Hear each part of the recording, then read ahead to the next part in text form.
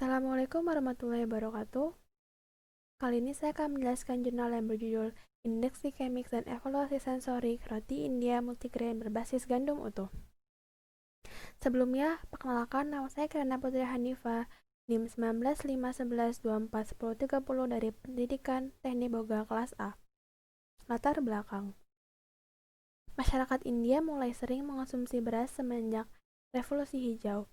Namun, seringkali pengolahan yang kurang tepat dapat mempengaruhi indeks glikemik pada makanan tersebut. Pengonsumsian indeks makanan berindeks glikemik tinggi dalam jangka waktu yang panjang tentunya dapat menyebabkan beberapa penyakit metabolik seperti obesitas dan diabetes tipe 2. Menurut penelitian, makanan dari gandum dapat mengurangi atau mencegah penyakit metabolik tersebut. Hal tersebut dikarenakan gandum memiliki mikronutrien dan fitokimia. Selain itu, gandum juga memiliki efek sinergis pada regulasi homeostatis metabolik.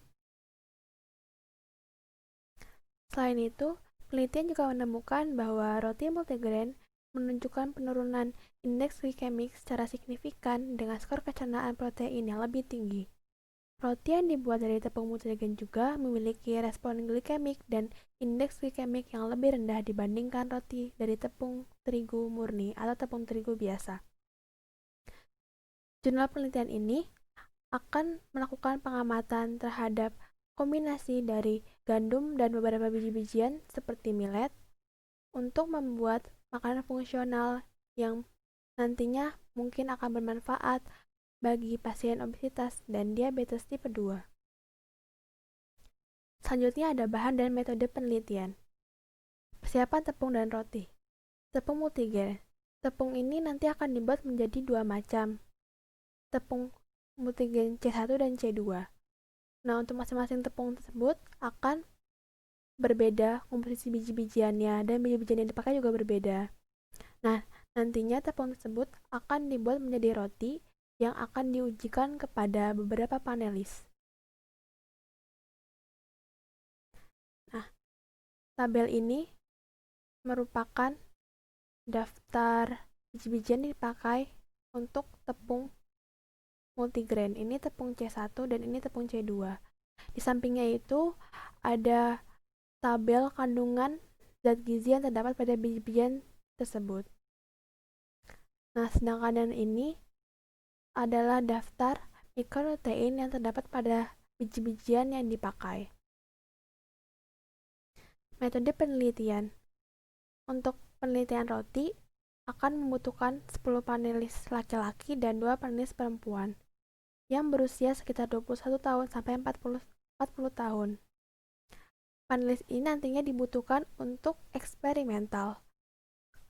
Panelis nanti akan diuji kadar glukosa darahnya selama puasa dengan interval 20 menit, yaitu masing-masing 15 menit, 30 menit, 40 menit, 60 menit, 90 menit, dan 120 menit setelah mengonsumsi makanan uji dan makanan glukosa yang biasa, yang dari tepung terigu murni. Nah, untuk evaluasi sensoriknya, roti ini menggunakan skala hedonik, yaitu nanti akan ada 32 subjek yang menilai dengan skala 1 sampai 5 terhadap roti tersebut. Yang dinilai itu merupakan penampilan, warna, konsistensi, bau, tekstur, rasa, dan rasa di mulut. Nah, metode penelitian tepung. Untuk penelitian tepung ini ada dua yang diteliti, yaitu penyimpanan dan FFA atau asam lemak bebas. Untuk penyimpanan tersebut, tepung akan disimpan di aluminium foil kedap udara dan ditaruh di suhu kamar. Penyimpanan tersebut dilakukan selama 3,5 bulan. 3,5 bulan ini diambil dari patokan label tepung komersial, kadaluarsa tepung komersial yang biasanya di pasaran. Tepung komersial yang bisa di pasaran itu biasanya berkadaluarsa 2 bulan. Nah, untuk FFA ini sendiri nantinya akan diuji di laboratorium dengan etanol 95%. Hasil dan diskusi. Komposisi proksimat dan mikronutrien dari tepung multigrain. Untuk kandungan proteinnya, tepung C1 lebih tinggi daripada tepung C2. Hal tersebut karena di C1 terdapat biji kedelai dan biji bengal yang menjadi sumber utama protein pada tepung tersebut. Nah, untuk kandungan lemak, energi, dan karbohidrat, kedua tepung tersebut sebanding. Sedangkan untuk serat, C2 lebih tinggi karena komposisi bengal di C2 lebih banyak daripada di C1. Lanjut ke karbohidrat, glikemik, dan indeks glikemik dari produk multigrain. Karbohidrat glikemik C1 itu adalah kurang lebih 0,54 gram per 100 gram. Sedangkan untuk roti C2 itu kurang lebih 0,89 gram per 100 gram. Oleh karena itu, roti C1 secara signifikan lebih rendah daripada C2. Untuk uji kadar glukosa darah, panelis yang mengonsumsi roti C1 mempunyai kadar glukosa darah lebih rendah daripada panelis yang mengonsumsi roti putih biasa atau roti yang terbuat dari tepung terigu murni. Nilai indeks glikemik dari roti C1 dan C2 itu masing-masing untuk roti C1 63,2, sedangkan untuk C2 itu 66,2. Dan jika dikelaskan, kedua roti tersebut dapat ditaruh di kelas indeks glikemik setengah karena berada di antara 55 dan 69. Ini adalah grafiknya untuk glikemik karbohidrat dan indeks glikemiknya. Lanjut untuk evaluasi sensorik. Evaluasi sensorik yang berdasarkan rasa dan lain-lain itu mempunyai hasil untuk C1 mendapat nilai rata-rata 3,38, sedangkan untuk C2 mendapat nilai rata-rata 3,39. Untuk tingkat kesukaan roti sendiri terhadap dari 32 subjek, 51,5% orang memilih roti C1, sedangkan 39,4% orang memilih roti C2. Dan 6,06% orang memilih dua-duanya atau merasa tidak ada perbedaan terhadap kedua roti tersebut. Lanjut ke studi penyimpanan. Kandungan FFA meningkat secara bertahap setelah 45 hari dari proses pembuatan tepung tersebut. Dan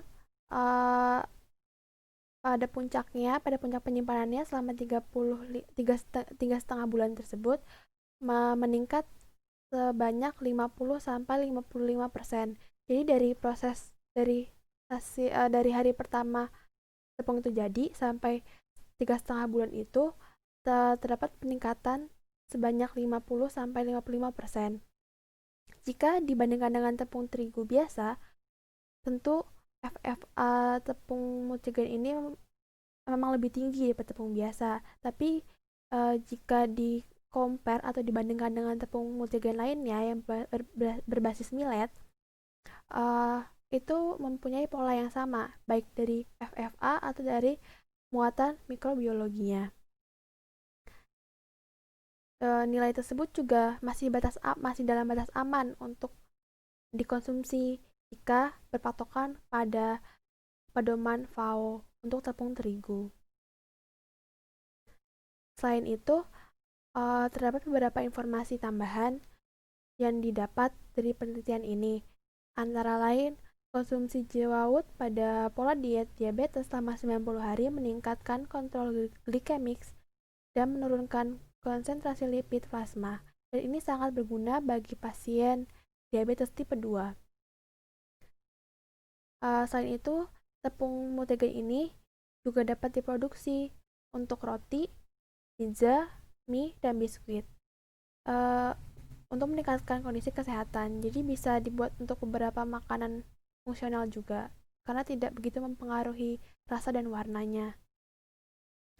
Lanjut, millet itu sendiri sebenarnya mempunyai lemak yang tinggi, sehingga sangat rentan terhadap ketengikan. Tapi jika diolah dengan cara menghilangkan lemaknya seperti yang diterapkan pada pembuatan tepung multigrain ini, milik tersebut dapat bertahan lama dan tidak mengubah tekstur ataupun mengubah bau, baik itu selama 3,5 bulan.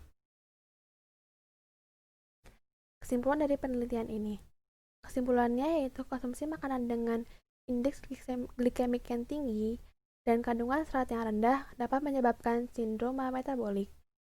Tepung multigrain berbasis gandum dengan indeks glikemik sedang dan kandungan serat makanan tinggi memungkinkan memiliki manfaat kesehatan potensial dan juga dapat menjadi salah satu alternatif makanan fungsional.